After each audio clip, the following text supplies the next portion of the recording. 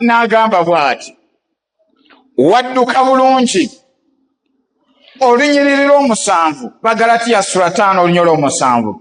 N'agamba you did run well. Wadduka bulungi. Who did hinder you that you should not obey the truth? Hallelujah.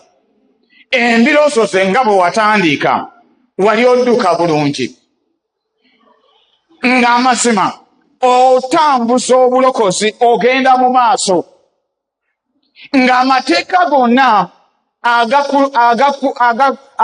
agakuluŋŋamya mu mbiro zino ez'okukkiriza twali tugagondera buki bulungi nnyo. Naye ayogera n'abuuza n'agamba, naye ate ani yakwekiika mu kubo? Ani yakwesimbamu? Jjukira nti eyakwesimbamu eyayingira mu bulamu bwo n'otandika okubeera nti mu lugendo lw'okukkiriza luno tokyasobola kugondera amazima. By the way, mu kukkiriza kuno kwe tulimu mulimu okugondera amazima. Yesu yeebazibwe.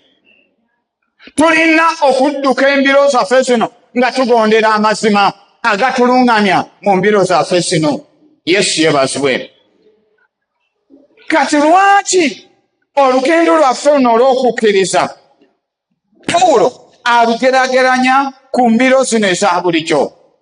Ekisaawe bagenda ne bakimaakinga obulungi, ne bamaakinga ne bagamba nti bw'oba gwetooloola oyite eno bw'oti, oyite eno bw'oti, oyite eno bw'oti.